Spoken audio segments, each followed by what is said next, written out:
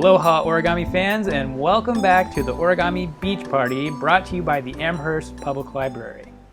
In this video, we are going to fold a simple t-shirt model that, if used with the right pattern paper, could turn into a pretty styling look. To fold this model, I'm going to use a 3x5 index card. So you could use a rectangle of the same proportions, and I encourage you to use any kind of pattern paper that you can find.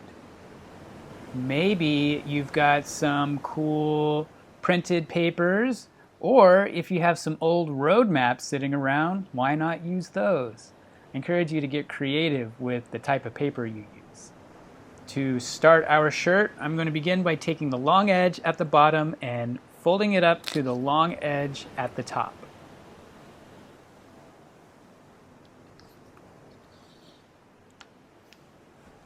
Next, open up the paper and let's now fold the long edge at the bottom to the crease in the middle.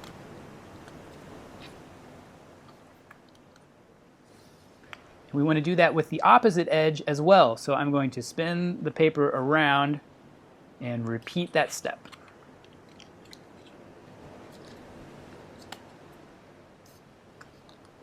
And I know the note cards can be a little bit harder to fold if that's what you're using. Okay, now let's flip the model over to the other side. This is the side without the two cupboard doors that we just made. And we want to fold one edge up just a little bit to make the collar of the shirt. So this isn't an exact amount, but I will show you about how far to go. I'm just going to roll that edge up just a little bit, and that's going to get the collar started.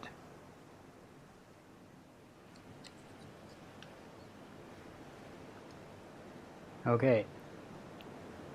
There's another view just in case you couldn't see it well enough the first time. So we've got the collar started. Now I'm going to flip the model over, and I'm still going to work on the collar over here. Next, I'm going to take each corner and I'm going to fold it in to about where I'm pointing with my finger. Here, I'll go ahead and make a mark right about there.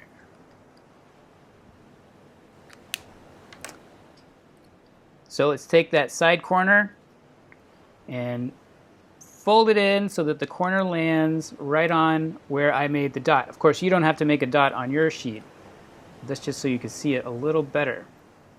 And I'm going to do the same thing with the opposite corner.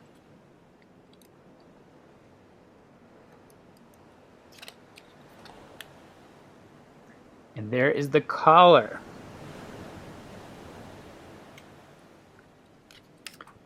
Okay, now we are going to work on the sleeves of the shirt, which are going to be down here. So I'm going to go ahead and kind of spin the model around, and what we're going to do is take the corner of the cupboard door and we're going to kind of roll it out, making a crease that connects with the corner of this rectangle shape. Well, it's a rectangle up here anyway. And so you're going to roll that flap out like so, and what you're doing is you're folding out just enough of a flap so that you have a sleeve, a short sleeve showing here. So we'll just make that first one, and it doesn't have to be in any specific place. And I'm going to go ahead and do the other sleeve so that it's a mirror image. So we've got those two sleeves folded out. And now we're almost done. All we got to do is turn the paper around, and let's take the bottom edge here and bring it up towards the collar, and we're going to tuck the edge underneath the collar, like so. Just kind of push that in there as far as the paper will allow.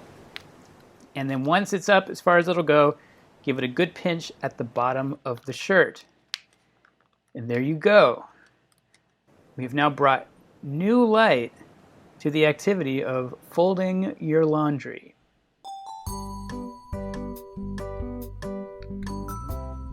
I hope you had a good time folding your shirt, and I would love to see the different pattern paper that you use for your shirt. So be sure to post those online, either on the Foldspace Origami Studio Facebook page or at the Amherst Public Library page.